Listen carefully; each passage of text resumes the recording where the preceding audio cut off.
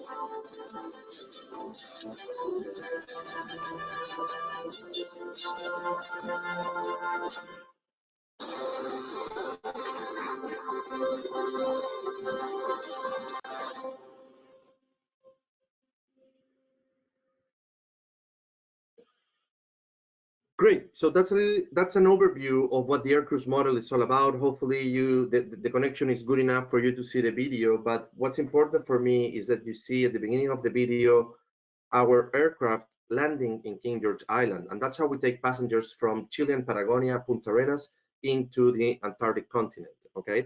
Antarctica has been very popular has become very popular in the last couple of years, and especially for Australian passengers. Here are some pictures, and you can see why. Hopefully, you have had the chance to visit the white continent, but if not, if you go and see the statistics of the people that visit Antarctica in a season, you'll see you have around 50,000 people in total within a season. Top number one passengers by nationality would be North Americans, including Americans and Canadians. Then you have Chinese, and then you have Australians. So Australians is the third country in the world that is most interested in this destination.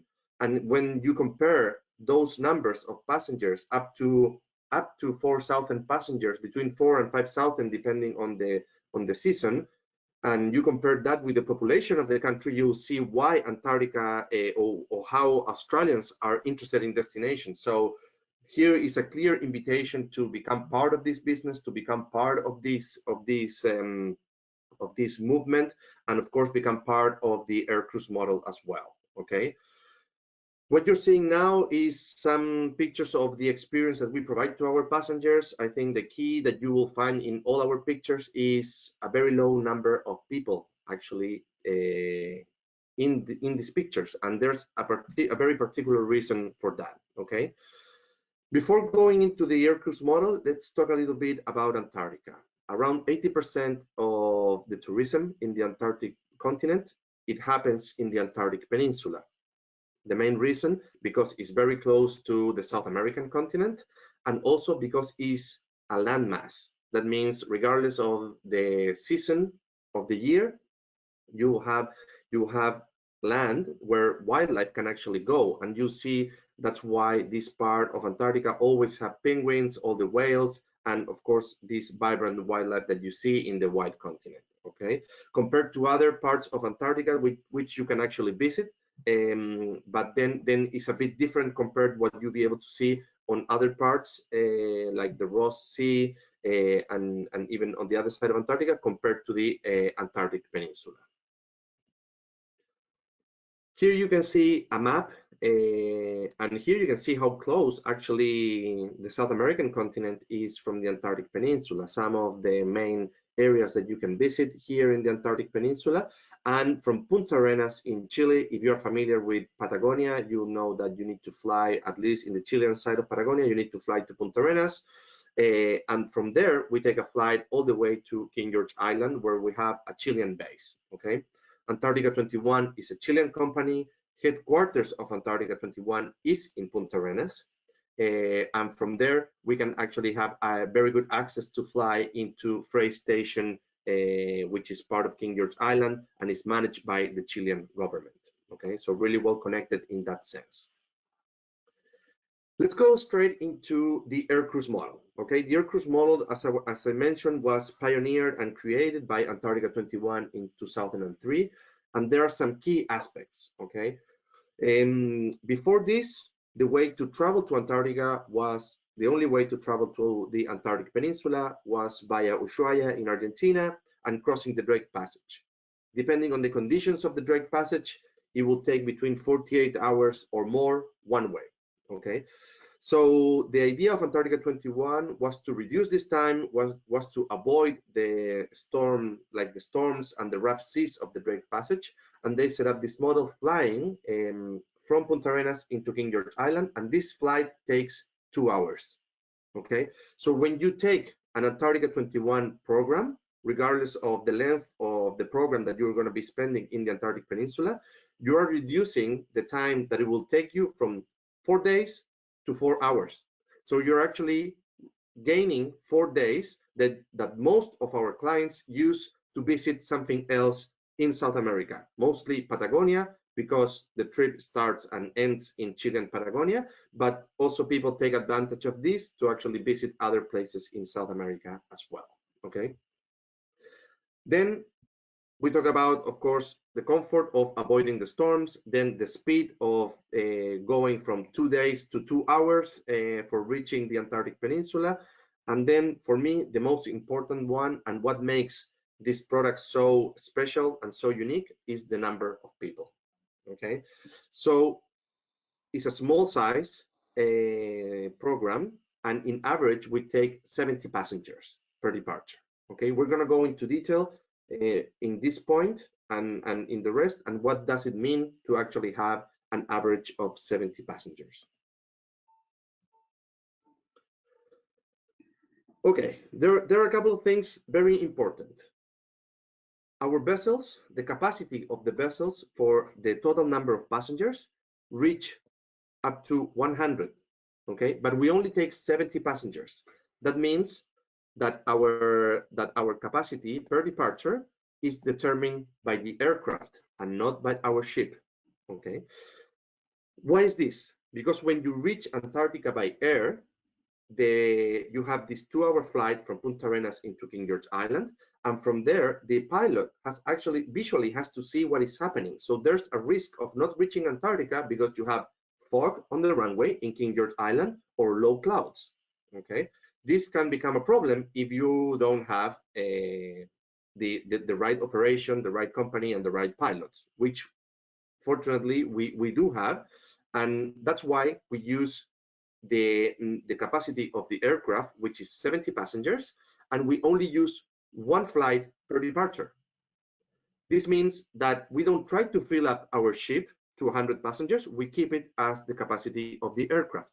This gives us today an average that plus around 82% of our departures reach King George Island or the Antarctica in the day that is scheduled on the program, okay? This is, if you compare to other air cruise models, this is very high, okay? And there are a couple of reasons for that. First, having 1 flight per departure. And second, we have priority. So the charter company that provides these flights from Punta Arenas in Chile and Patagonia to King George Island is called DAP. DAP is a partner of Antarctica21, and let's say you have only 1 flight scheduled for that day, the priority is for Antarctica21 to take that flight.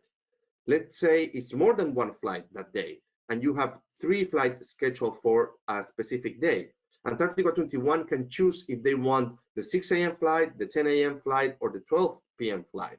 So in that way, we'll choose the slot that provide us the best chances to actually reach Antarctica. So that's why 1 flight and having this priority with Antarctica21 provide us with a really high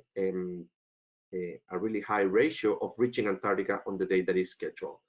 The other 18% of the time, we have 1 or 2 days of delay. In general terms, I would say that around 15 percentage points or 15% is you have 1 day of delay and the rest 2 days of delay. And by day 4, if you haven't take off by day 4 of the program to reach Antarctica, the program is canceled and you have 100% refund. In 15 years of operation, this has happened only one time, okay, once. So our records are really good and the same, and that's why this model has proven to be very successful, and we are keeping this on the right track, okay. Let's talk about number of passengers again on board of the ship, 70 passengers. With our vessels, Magellan Explorer and the Brilliant Sky, we have 14 expedition leaders, okay, for an average of 70 passengers. This means that we have one of the most personalized service. We're one of the most personalized service today operating the Antarctic Peninsula. Okay, this means one expedition leader over 5 passengers. This is a very high ratio considering the operational demands that are required to operate the Antarctic continent. Okay, and then probably the most important one, the one that affects most directly our passengers and the experience, is the number of passengers that are determined to be able to be in one spot at the same time in Antarctica. Okay, so the IATO, which is the entity that regulates tourism in Antarctica, they demand that only a maximum of 100 people, including the crew, can be at the same time on the same spot in one particular area in Antarctica. So having an average of 70 passengers plus 14 expedition leaders, it means that we can disembark everyone at the same time to actually do the landings. So we do one landing in the morning, between 2.5 to 3 hours. Then we come back for lunch, and then we do another landing in the afternoon, between 2.5 to 3 hours after lunch.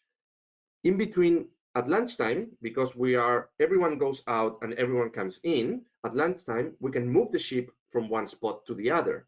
So that means that you're visiting 2 different spots in the same day, up to 6 hours of exploration within those 2 spots. So you can actually compare this program, our classic Antarctica program, that spends 5 nights, 6 days exploring the Antarctic Peninsula, to a 12 to 14-day expedition crossing the Drake Passage with more passengers. So these are the key numbers that makes this product very unique. And the luxury of the product, of course, comes when you are with only 70 passengers exploring a specific spot in the wide continent, and you have 14 expedition leaders with you sharing all the information and the amazing information that they can provide within the continent. Okay.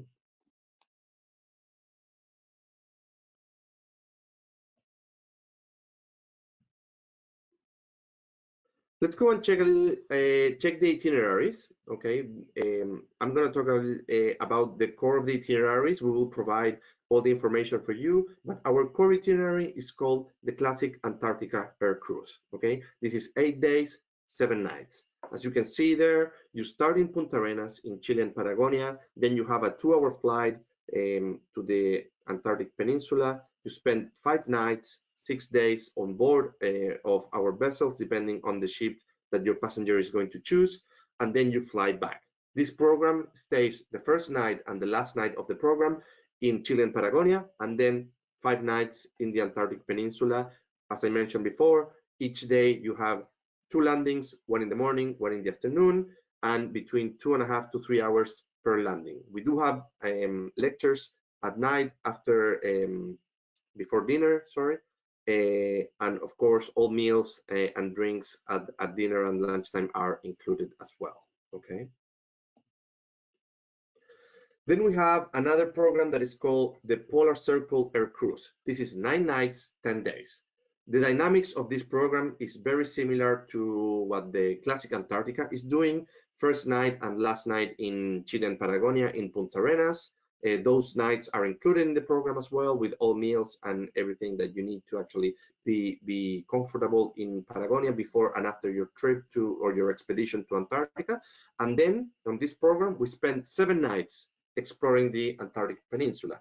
Those 2 extra days and nights with the aim to actually cross the Antarctic Polar Circle. Okay, those 2 extra days that you have, you're still doing 2 landings per day, and you have, of course, you see four different more spots, and you actually cross the Antarctic Polar Circle. Okay, this program, I think there's some people out there that within their bucket list is crossing the Antarctic Polar Circle, so that will be the right program for them. And because we have a new vessel that started 1920 season, this past season, Antarctic season, we developed some new itineraries, and this is the main one that we developed. This actually listened to the market, this listened to the passengers, to our partner travel agents and wholesalers. And of course, South Georgia being a very important landmark for wildlife, we had included this in this itinerary. So this will be the Antarctica and South Georgia air cruise. Okay, so this one you're flying from Chile and Patagonia all the way to King George Island. Then you spend 3 nights, 4 days exploring the Antarctic Peninsula, and then you sail all the way to South Georgia, where you spend 3 nights, 4 days, and then you sail back to Ushuaia in Argentina. In total, this is 15 nights, 16 days. And this program, of course, includes what you see in the Antarctic Peninsula, everything that you can experience in South Georgia, which is mainly wildlife, okay? And then, of course, it's a really good way to start in Chile and Patagonia and to end in Argentina and Patagonia. So this program, most of the people that has taken this program, they have done a pre and post within their respective countries. So they do a pre-tour in Chile and they do a post-tour in Argentina. So this is a very complete itinerary that your passengers can take advantage as well.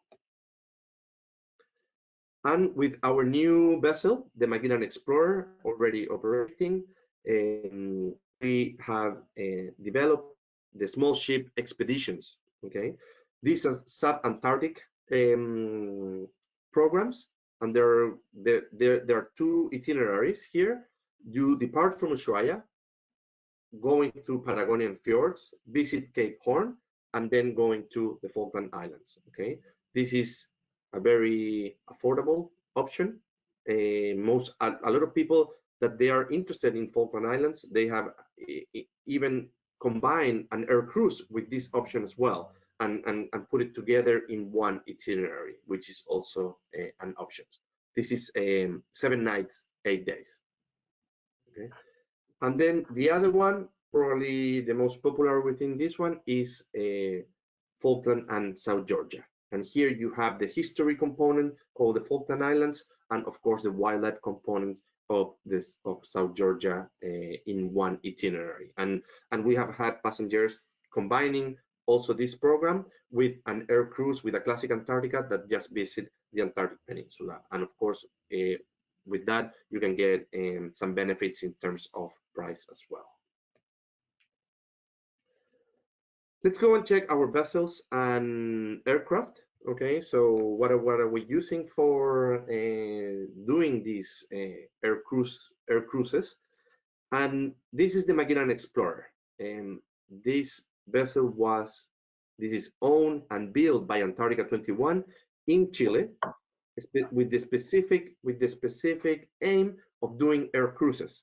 So people ask me, what does that mean? What does it mean that you build a ship to do air cruises? It means, I will give you an example.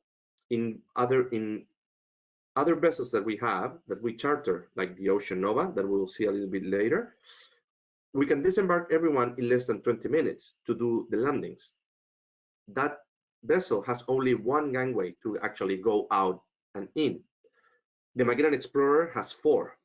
So 2 dedicated for kayaking and adventure programs, and 2 dedicated for the passengers that are doing the program itself. So we were able to reduce the number of minutes that it will take to take the 74 passengers that is the maximum capacity of the Magellan Explorer to do the landings and then coming back. So the idea again is to maximize the time your passengers will be exploring the wide continent, compared to waiting for a Zodiac or actually or waiting for doing the landings when they are on board. Okay, so what we want to provide is the most amazing experience exploring the wide continent, and that's the main aim of Antarctica21 as a company.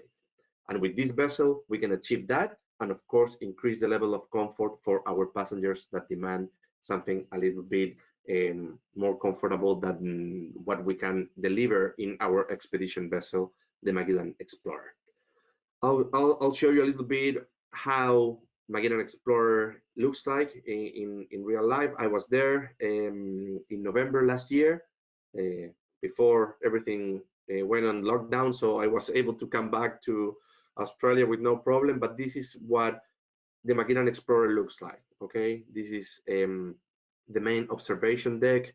You can see you have 280 degrees of views, and of course a very comfortable space to actually where most of our passengers, they go out exploring and they finish their day in this area of the ship. Okay, then the cabins, very comfortable. Everything is new. The vessel is new, and they just ran through their first season, and we were lucky enough to be able to run the complete 1920 season all the way to the end, which is a big advantage considering everything that's been happening in the world lately. Okay. Then you have a, well, in Chile we call it barbecue area. I think in Australia as well, but it's the back deck that allows a very good view of the ocean and a very comfortable space. Especially when you have sunny days in Antarctica, we take advantage of this part of the ship. And then the bar, this is part of the observation deck as well, and of course allowing people to enjoy and relax while they're not exploring. It's very important to mention that the infrastructure that the Magellan Explorer has is, of course, very high-end, and the idea is to provide a very comfortable experience to our clients. Even though the Zodiacs allowed up to 10 people, we try not to fill up every single Zodiac every time, and even when you go out and when you do the landing, probably there are going to be 10 people just to be as fast as we can to actually disembark everyone in less than 20 minutes and maximize your time on shore. But then let's say you've been out exploring for 1 hour and you want to go back. Then the expedition leaders will offer you a small Zodiac cruising around the area to have another perspective, and that's why we don't have just 10 Zodiacs on the Magellan Explorer, we have 12. Okay, so be able to provide this flexibility to our clients and allow them to explore and discover this amazing destination at their own pace, which is the main luxury of this experience. So we have different types of cabins. We start with the porthole cabins, which are 4 of them. Portholes because they have an actual porthole, 50 centimeters in diameter, 2 of them in the cabin, 20 square meters. And then you go up all the way to the grand suites, which is 40 square meters.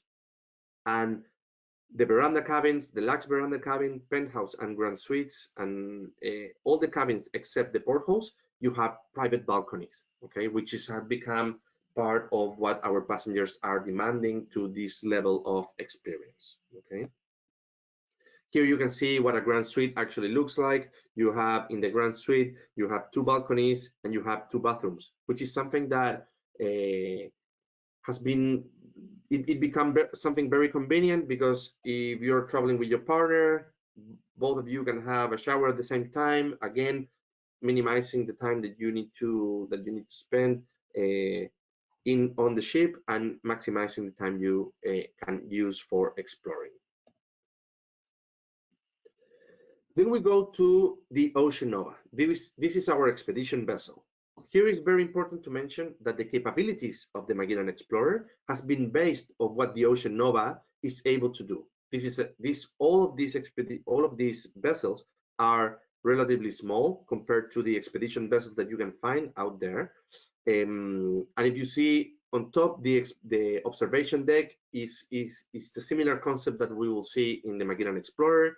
And the itineraries that they do, the places that you land, and the dynamics of each of the programs, you can have it will be exactly the same on the Magellan Explorer than in the Ocean Nova. The only difference, it will be what you experience in terms of the level of comfort that you will experience on board of the ship. Okay, so you can see what the twin cabin looks like, 10 square meters, and here all the cabins look exactly the same.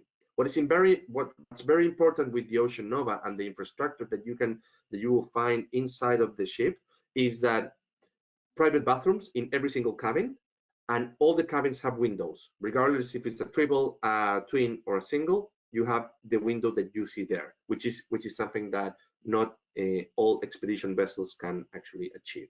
Okay. And then something in between, we have a brilliant sky.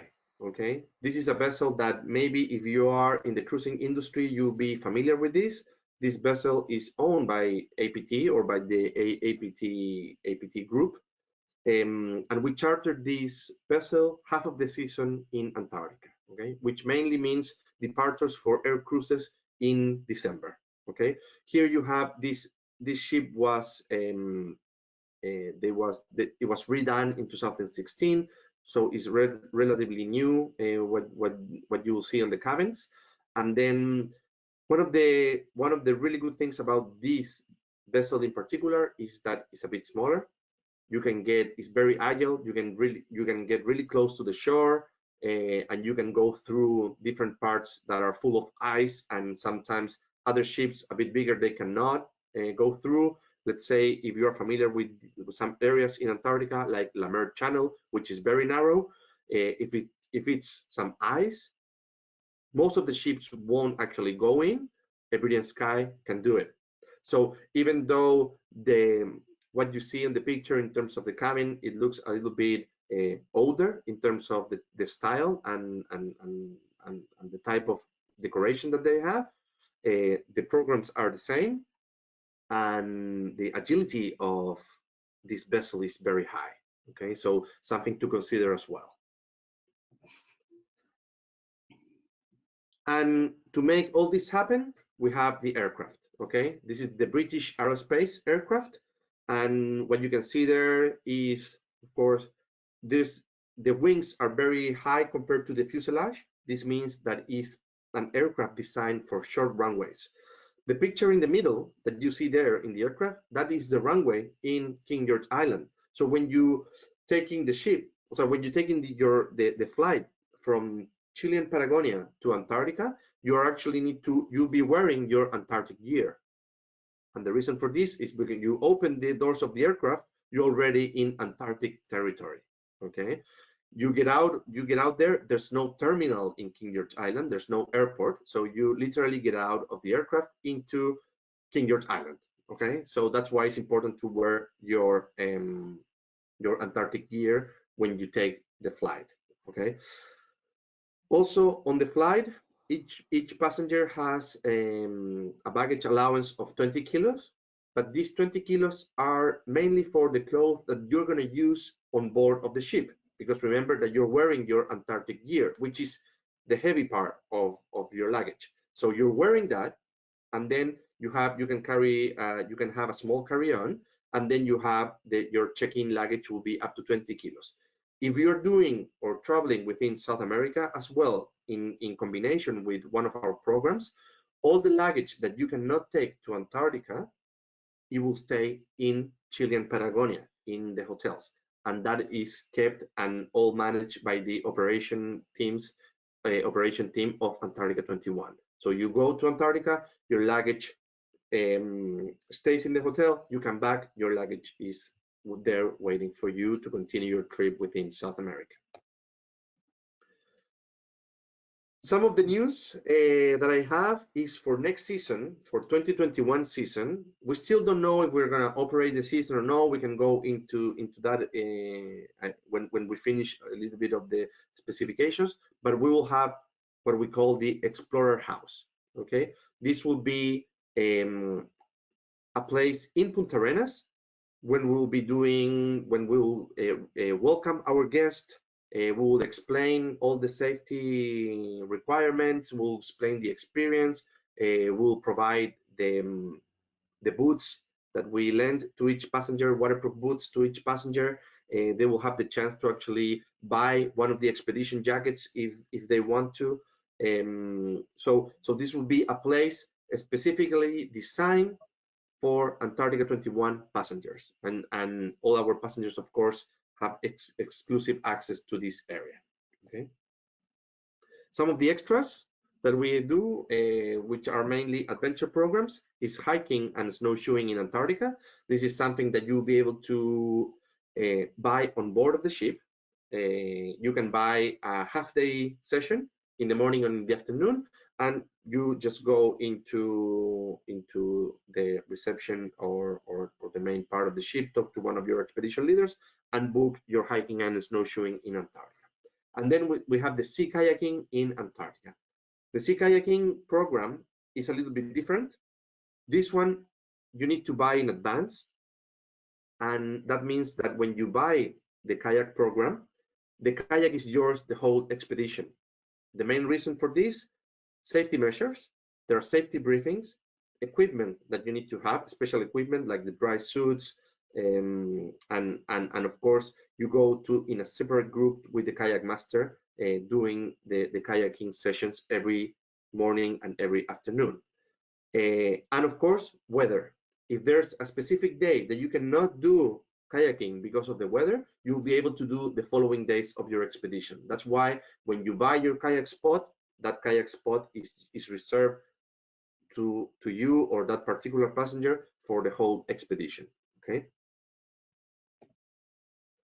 And let's talk a little bit about the experience itself. Okay, what is like going to Antarctica with Antarctica21? Okay. These pictures that I'm going to show you, they were taken by the professional photographer that goes on board of every single departure, every single expedition, and each passenger will get a set of high-resolution pictures at the end of their experience. So you can take your own pictures, of course, but there will be someone that will capture what your expedition was all about. Okay. What I want to mention is, because we are a Chilean company operating in conjunction with King George Island being a Chilean base in Antarctica, we are allowed to have this type of infrastructure in Antarctica. Okay, of course, the vehicles allow us to carry all the luggage. When you are arriving to King George Island, you get off the plane, all the luggage goes into these vehicles and into the ships. Okay, all the passengers meet at this place. And how the operation works: when one flight arrives with the group of passengers, that means that one other group is actually finishing their expedition and they go back to South America.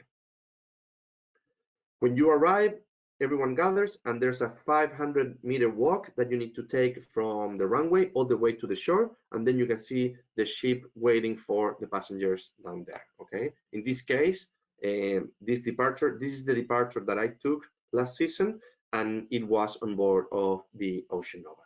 Okay, our staff, of course, everyone professional on their field. These are the people that are providing the lectures and sharing all the knowledge and the information with our passengers when we are in Antarctica. The expedition leader that you see there from the UK, more than 25 years working in Antarctica. When you actually visit Port Lockroy, which is part of the UK, today a museum, he'll go and say, oh, look, this used to be my bed 10 years ago when we were part of the UK expedition. So that's the level of the expedition leaders that Antarctica21 is having to provide our passengers with the best possible knowledge. Okay. Of course, this is part of the infrastructure of the Chilean base, and because we are going there every 7 or 5 days, we have access to, again, infrastructure that is not allowed to everyone. Okay. When you arrive there, there are a couple of pictures that I want to share with you, which shows the whole group. So this is all the passengers in one expedition. This is 64 passengers, and in the case of Ocean Nova, which is our expedition vessel, you have 12 expedition leaders. Okay, so it's a very few people when you are in the white continent, and this again is the luxury of the Antarctica21 program. Of course, most of the people, and we have been discussing this with Hannah for some time now, most of the people will give you a call or will be interested in this program because you fly in and fly out, avoiding the Drake Passage. But most of the people will book with Antarctica21 because of 70 passengers average per departure. When you arrive, even you haven't set foot in the Antarctic continent yet, you're still in Antarctica, Antarctic territory, and you start seeing wildlife right away. Okay, On the first day of your expedition, there are no landings scheduled for that day, because that day, which is the second day of the program, you're standby for flying, and the main objective of that day is to reach King George Island and board your ship. Okay, having that day scheduled like that allow us to have a lot of flexibility for our passengers. So that means on this day, even though this one was the first departure of the season, which started on the 2nd of December, a lot of people will tell you, December is not the whale season, which in a way is true. Is not considered the whale season, but we saw whales every day. So even though the majority of the whales will be able to be seen from 15 January onwards in the Antarctic season, there are no rules in Antarctica. So we get on board, we start sailing south, and we see 2 humpback whales surrounding the ship. Okay, so wildlife is right there. Okay, here a picture to show you a little bit how close we can get to the shore and how easy this is a 1-minute Zodiac ride from the ship to the shore, and here you can see how the whole experience and your landing starts. Okay, so a typical day, you start with a 7 or 7:30 wake-up call from the captain or the expedition leaders, and then if you have breakfast, and then disembarkation for the first landing will start, let's say, at 9 a.m. Okay, the expedition leaders will go ahead, will go before that time, and they will set up different routes with these red flags, and then you will have the freedom to choose what you want to see. You'll be able to go to see some leopard seals, a colony of penguins, and then you have until up to 3 hours there. So you walk at your own pace. You will see different expedition leaders waiting for you in interesting points to share some knowledge, but there's no one pushing you to go back to the ship. There are not lectures scheduled for the day. Those are at night when you finish your landings and your exploration, and that's to maximize the time that you want to explore. If you want to stay 3 hours looking, or just standing there or looking at the penguins or taking pictures, that's totally fine. And again, that's the luxury of this experience. On this picture, on this picture that you're seeing now, I want to share a little bit the operation of the adventure programs. Because sometimes when you take an adventure program in larger ships, you're doing the landing or the kayaking. Here, you don't have that. Here, our passengers do everything. So if you are one of the passengers that decided to book the kayaking program, that means that instead of going out at 9 a.m. in the morning, you'll probably going out to do your kayaking session around 8:45, 8:30, 8:45, and you'll do your kayaking session between an hour and a half. The starting point of your kayaking session, it will depend on the kayak master, but the finish point or the end point for your kayaking session, it will be where the rest of the ship or the rest of the passengers is located. That means that you will be able to do your kayaking and then arrive to the same spot that everyone else is actually seeing or exploring, and then have both experiences. So you're not missing anything, which is very important when you take adventure programs in Antarctica. Okay. And then again, when you have 70 passengers, 10 of them doing kayaking, another 10 of them doing hiking and snowshoeing to a place that is a little bit further away, okay?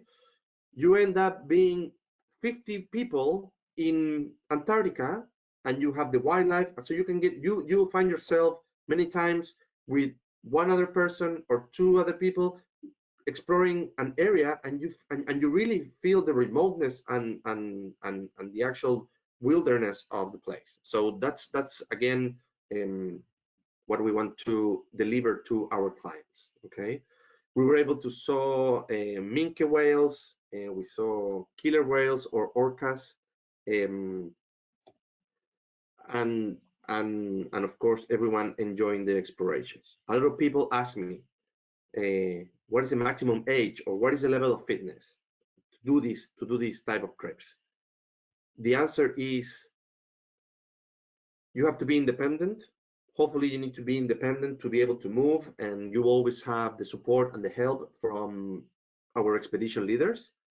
But I show this picture because this is a 92-year-old Japanese lady, and she did every single landing in the morning and in the afternoon. Everyone went exploring, she stayed there, sit down, and she was able to get the most amazing pictures of penguins because the penguins were very curious about this person that was not going anywhere, and the wildlife came to her. So she was really close. She had really close-up pictures of penguins. So when people ask me what is the maximum age, I would say it's not about age. It's not about fitness. It's about people being keen to explore and discover this destination. If that's the case, we want to make all that is in our hands to actually make it happen. And then, of course, some amazing pictures of the wildlife and the experience that you will get from Antarctica. Okay, this is an amazing destination. I think most of people, doesn't matter where you're going in the world, there's a certain dish that you need to travel. There's a certain culture. There's a certain taxi driver that wants your money. There are a lot of things involved in traveling to different parts of the world. Antarctica itself doesn't have that. This is about being in the most pristine place in the world and admiring what nature can be done when it's untouched. So definitely in the bucket list of a lot of people, and having this experience is definitely a privilege. I've been able to do it and can't wait to go back.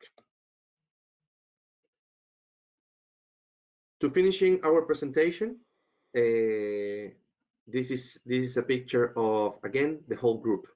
When you're in Antarctica, 64 people, 12 expedition leaders, you really feel the remoteness of the place. You feel the size of the place and how majestic Antarctica really is. Okay.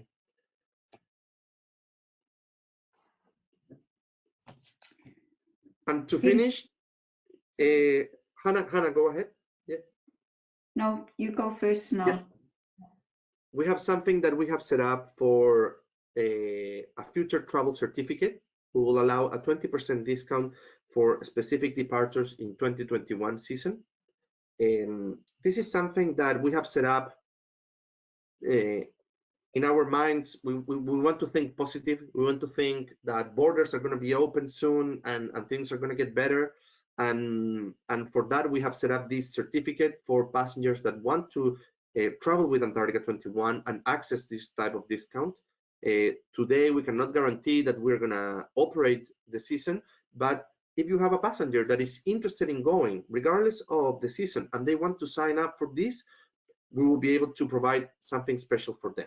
Okay, we will send the details. This is something that there's no deposit required. There's nothing. It's just if you have a passenger, or this is a good chance to actually check which of your passengers would be interested in traveling to Antarctica with Antarctica21. If they sign up, the 1st of September, we're gonna release. We're gonna find out exactly what departures are actually be operating, and for the people that sign up, we will provide a 20% discount. If at the end we decide not to operate the 2021 season, we will provide something for them for 21-22 season. Okay, so the idea is this gives us a chance to understand who wants to travel with us. It gives you a chance to reach to your clients and ask them, do you want to travel, yes or no? And this is like expression of interest. I would say this is what we're trying to do. We're not trying to get a deposit from you. This is just signing your name and saying, if there's a chance, I would like to do it. Okay. We'll share this. Hannah will share this with you in details. But to finish, before going to the questions, I'll show you a very short video about our 15 years of operation in the Antarctic Peninsula, and with that, I'll leave it to Hannah. Oh, wait, sorry.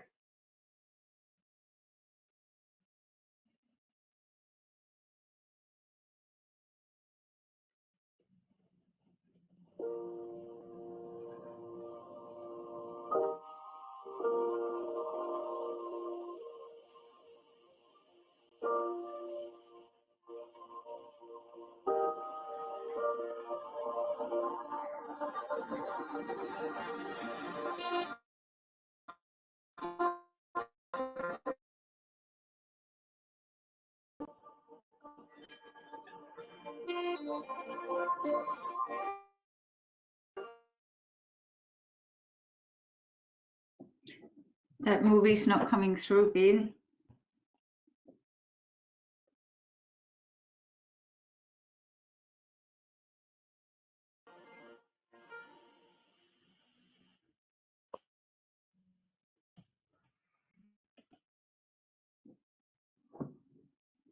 Benjamin, that movie is not showing.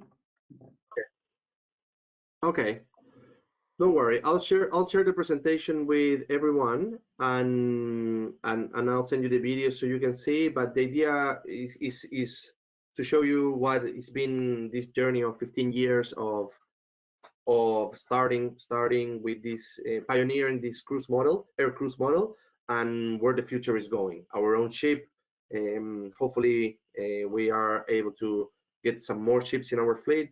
But today, what we're really hoping is we can open the borders, operate our 2021 season, and if not, we'll start pushing our 21-22 season. Thank you very much. Thank you, Benjamin, for that wonderful presentation.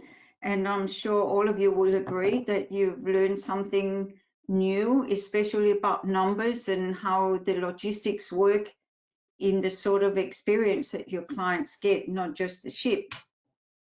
I think that with Antarctica, you can safely say that luxury for Antarctica is about numbers and about the actual experience you get, not having to wait, not having to miss out on something because one set of people were on land when they saw something spectacular, then they come back and the next group misses out because that animal was gone or something changed or the weather changed and you had to sail.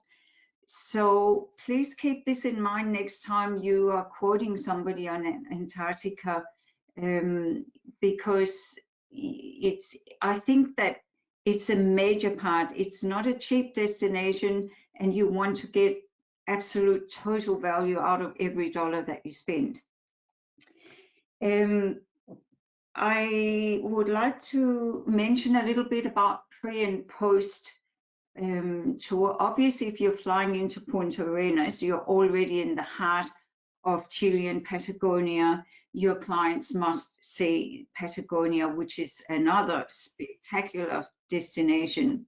So I think that a very nice way of doing this is to arrive into Punta Arenas a bit earlier than your day before the cruise departure. Go into Torres del Paine National Park, or visit around Punta Arenas. We have so many options, ranging from high luxury all-inclusive hotels such as Explorer, Tierra, Singular, and into small individual hotels where we can tailor make a program. We can also offer trekking options. We can offer four-wheel drive options. There's so many ways to do this. And obviously, once you come back from into Punta Arenas, you can then continue overland into Argentina if you want to explore the Argentinian Patagonia as well, or fly out from there into whichever other country that you want to add on to. Usually with our company, Relation Journeys, we always try to not do a lot of backtracking. We like to make everything in a nice circle, which basically means that you're not going to spend as much on flights and you're going to maximum your time as far as it's possible. So we take all of this into consideration when we're designing your itineraries. The passengers we've had that traveled on Antarctica 21 were very, very impressed. They just loved every moment.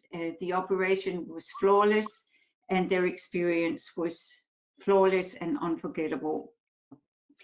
Now, about this certificate that you would have seen on the bottom of the invitation, what we would like you to do is basically use this as a future opportunity to make a sale. So you can sign up for this certificate. You will need to email info@latinjourneys.com.au, and Garcia will send you a certificate to say that you are participating in this promotion. There's absolutely nothing to lose. It doesn't oblige you to buy anything.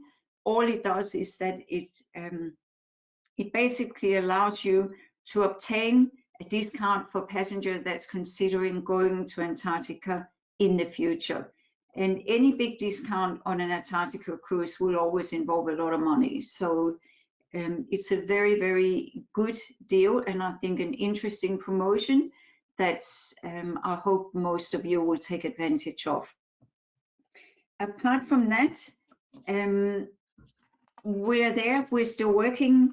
Believe it or not, we're still doing a few quotes for the end of 21, and we're always happy to help you. I would say that if you have questions about Antarctica, like if you're not sure whether it's the right program for your passengers or not, please, and especially I would say that you should need to have a chat to Ed. He knows a lot about these different options. For me personally, I will always reach for Antarctica21 because I just can't even consider sailing across the Drake Passage, and also because I think that it's the number is really what's so specifically special about Antarctica21, that everyone's together. There's no grouping of passengers, and you're never going to be more than 70 passengers. I will leave us now to go in and speak about your questions, and I think that you can read the questions. Benjamin, would you like to start? Yeah, we have several questions. So the first question is about the gear that we provide to our passengers. So we provide waterproof boots. Okay, we lend each of our passengers waterproof boots. You have, when you arrive on the first day of the program into Punta Arenas, that afternoon you can go and try the boots, try the size, and then those boots will be delivered into your room in the hotel in Punta Arenas. Okay. We also provide each passenger a waterproof bag, which they will be mainly used to take their things when they go out exploring. So if you have, for example, your camera and you don't want it to get wet on the Zodiac because it's a bit windy or a bit choppy, the ocean is a bit choppy, you put your camera in this waterproof bag, and that's for the passenger to keep. Okay. In terms of the jackets, we don't provide the jackets, but we do sell the Antarctica21 expedition jacket, okay, for $349 US. So if your client wants to actually get that jacket, they can do it, or they can do it when they arrive into Punta Arenas the first day of the program. The main reason is to keep all our passengers, they want to feel it like individuals and not like everyone on the same color. This is something that I understand that is standard for other companies to do it. They just put the cost of the jacket within the program. We don't do it like that. If you want the jacket, it's there, and it's the same jacket as the expedition leaders are using. Okay. Then another question is about a single supplement. Okay, in every single of our ships, in every single ship that we have on the 3 vessels, we do have dedicated single cabins.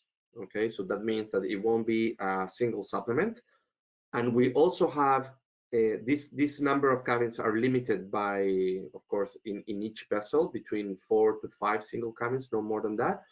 And in some specific categories, in the lower categories of our vessels, we do twin share.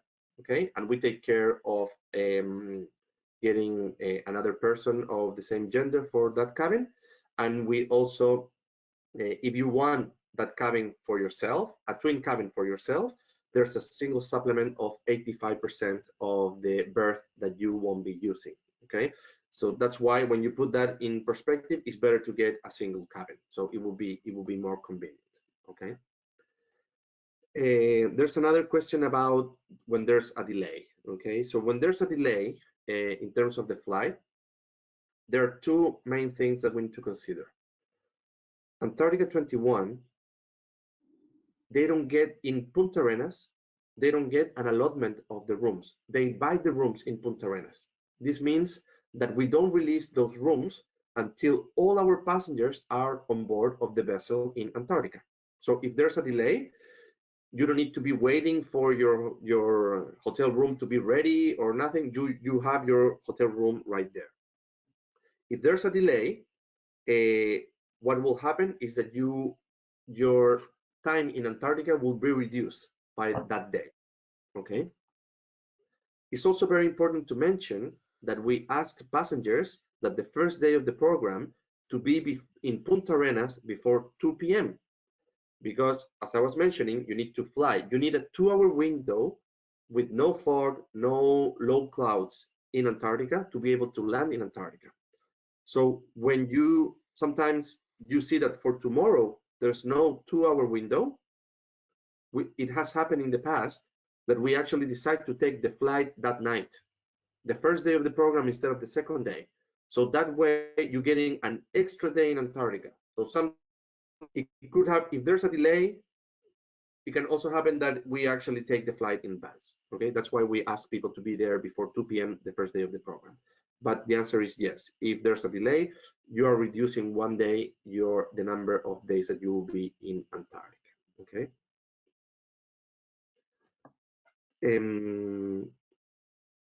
Okay, we're talking about, and there's another now questions about coronavirus and safety procedures and safety protocols. There was all the safety protocols for coronavirus, social distancing, and all that were actually put in place in December last year. So that's why we were able to run all our departures.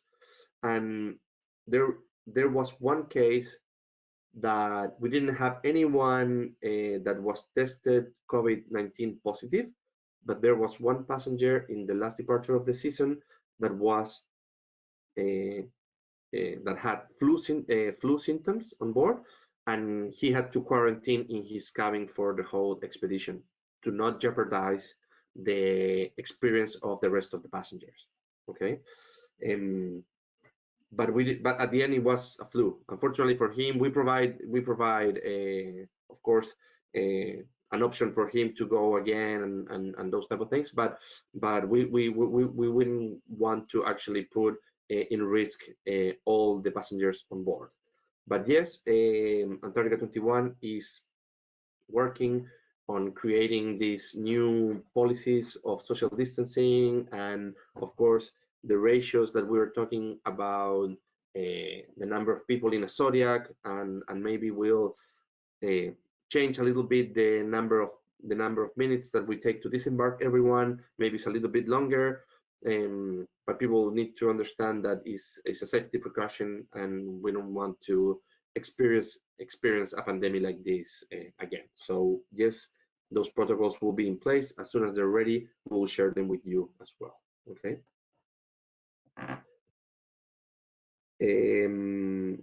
Okay, in terms of visa requirement, there are no visa requirements for Antarctica. The only visa requirements, it will be for South America, depending on your pre and your post. For Chile, until today, you have to pay a reciprocity fee of $117 of your arrival if you're holding an Australian passport. Okay. I think the Chilean government was thinking about asking for a tourist visa to Australian passengers. So that means that the amount of money that you will pay, it will be exactly the same, but you will have to get that visa approved before arriving to Chile. Okay, that is not in place yet. That was going to be implemented this May 2020, but it's been delayed until further notice. Of course, the borders today are closed, but hoping to get those borders open again, and hopefully it will be a very easy process to do online before going. Okay. Other South American countries, each country in South America has their own visa policies depending on the passport that the passenger is holding. I understand Argentina took away the visa process, and now is just I think it's a reciprocity fee, and then you need to find out where your client is going, and with that, I'm sure Hannah will be able to suggest exactly which visa do you need.